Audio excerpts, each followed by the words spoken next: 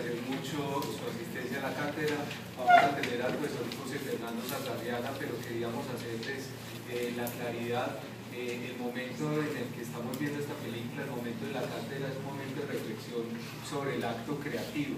Hemos visto una película que nos muestra de manera maravillosa todos los conflictos que tiene un guionista y ese vínculo maravilloso además que hay entre el cine y la literatura. Entonces, que sea más o menos ese como el vínculo de reflexión que tengamos con el profesor Saldarriaga.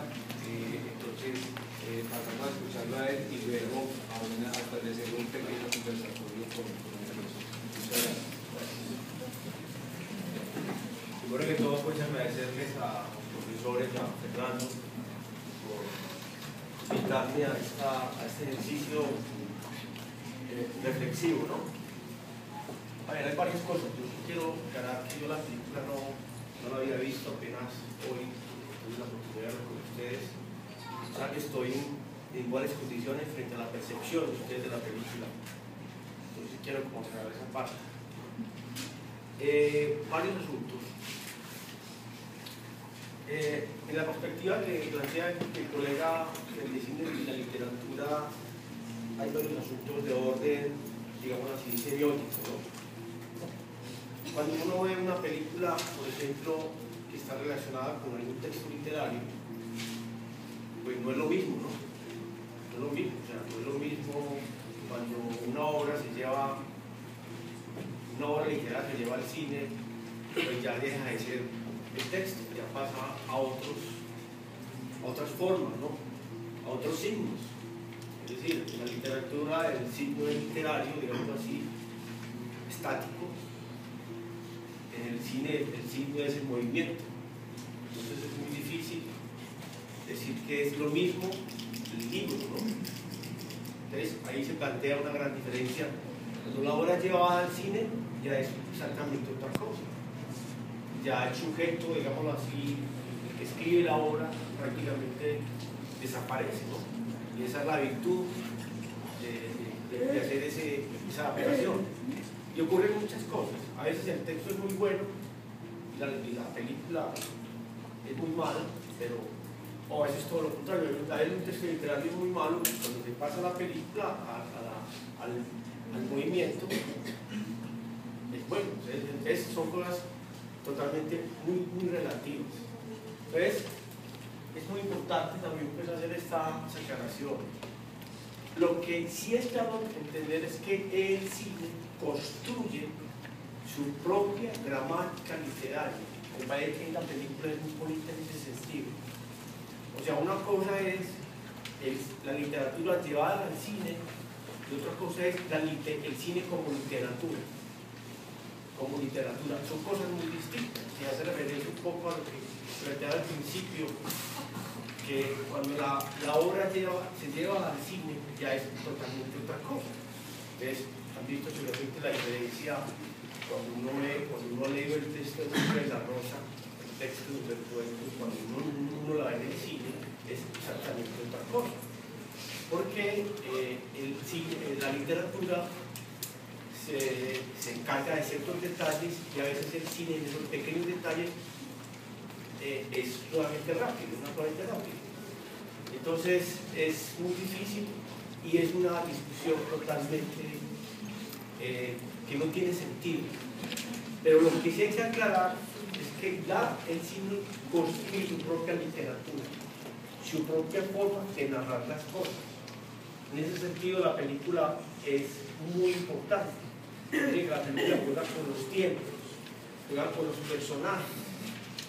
Esa doble personalidad del otro personaje, el mellizo, el gemelo, creo que es el gemelo, a uno lo confunde mucho. A veces uno no sabe quién es verdaderamente el actor que está ahí. Eso es un juego muy bonito que tiene que ver precisamente con la percepción del espectador. Y entonces el sistema cinematográfico o la narrativa cinematográfica construye su propia literatura. Hay un juego del tiempo, hay un flashback, por ejemplo. Flashback es que la película, como vimos al principio, está jugando con el espectador, es decir, está volviendo al tiempo pasado, al tiempo presente. Entonces, ahí encontramos una estructura literaria.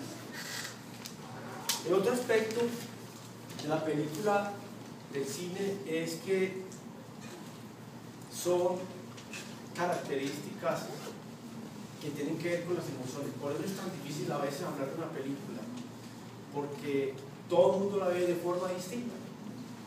Porque la película no son razones, son emociones.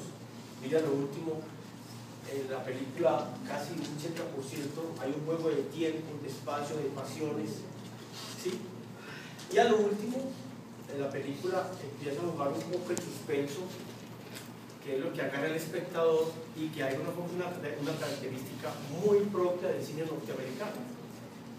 A veces puede el cine francés, del cine alemán. Es un cine lento, un cine pensado, es un cine, por ejemplo, donde la puesta en escena teatral es muy importante. Aquí juega mucho el asunto de las emociones.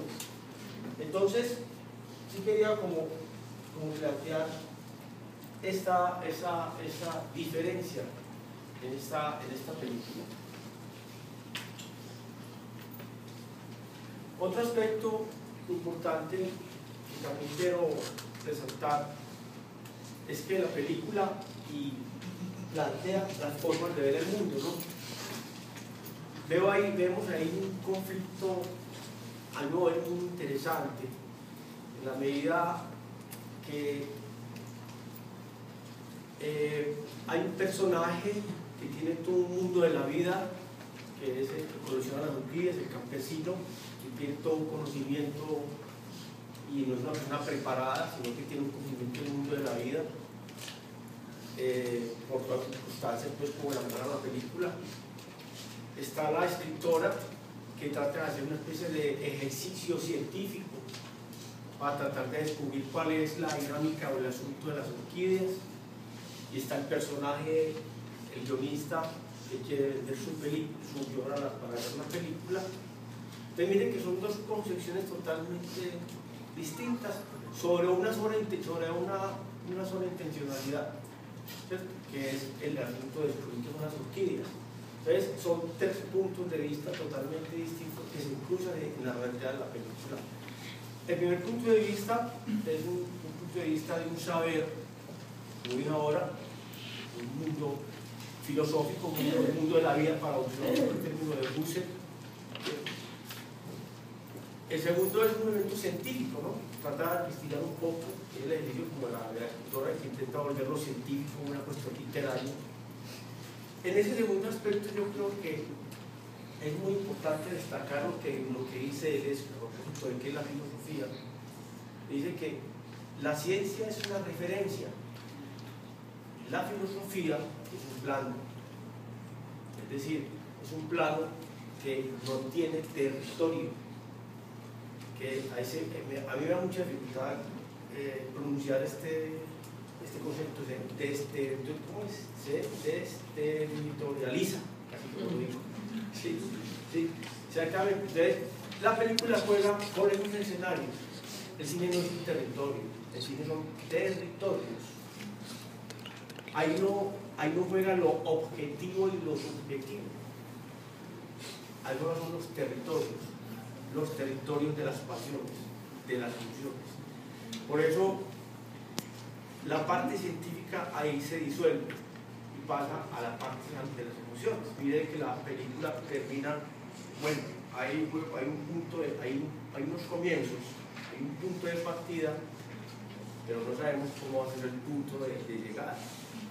Y es una característica de hoy de pensar el cine, digámoslo así, en un efecto totalmente filosófico. Lo que hace el cine es romper el logos céntrico de la filosofía. Mire, uno ve qué es alma y qué es materia. Ahí no sabemos qué hay ahí, que es una característica muy propia de la filosofía. El cine rompe con esa característica a partir de las emociones, a partir de las, para usar un poco el término deleuziano, de decir Deleuze, rizomáticas. raíces que van saliendo por todas partes. El cine es una característica rizomática, pero de igual forma el cine es una característica, para usar un poco la tecnología inicial, y me disculpe que utilice mucho a Alejo, que es uno de mis filósofos que yo trabajo para mi tesis doctoral, es líneas de fuga. El cine son líneas de fuga, o sea, nada está establecido. Y la película, creo que lo debo reconocer, yo no la había visto. La propuesta era que yo venía después de la película y yo quiero ver la película porque a mí me interesa también leer las emociones del espectador. Yo tengo un cineclub aquí en la Autónoma con mis estudiantes, y así yo la película yo ya la había visto muchas veces, yo la veo con ellos y me gusta mucho observar sus impresiones, sus emociones, cómo les fue, cómo les pareció, y también hace parte porque el cine es una correlación de emociones incluidora de líneas de fuga. Entonces, me parece que este asunto de ver el cine, yo lo planteo en algunas secciones, en algunas charlas. El cine se descubre en el siglo XIX, se inventa en el siglo XIX, se legitima en el siglo XX y se está descubriendo en el siglo XXI. Se está descubriendo en el siglo XXI. Además, pues, de estas características mediáticas que me parecen muy importantes, pero el cine se está descubriendo mucho en el siglo XXI. O sea, se está viendo como una forma de ver el mundo en otro sentido. Es una gran herramienta, no solamente una herramienta pedagógica, sino una herramienta de análisis filosófico, que es un poco complicado, pero es un ejercicio, digámoslo así, que empieza uno a ver el mundo de otra forma. Es más, que que puedo plantear que el cine, en estos elementos que han visto hoy, ha develado cosas que la historia ha ocultado. Entonces me parece que utilizar el cine como una herramienta no solamente técnica o temática, sino filosófica, es una buena caja, para usar un poco el término Foucaultiano, es una excelente caja de herramientas, porque uno va cogiendo la herramienta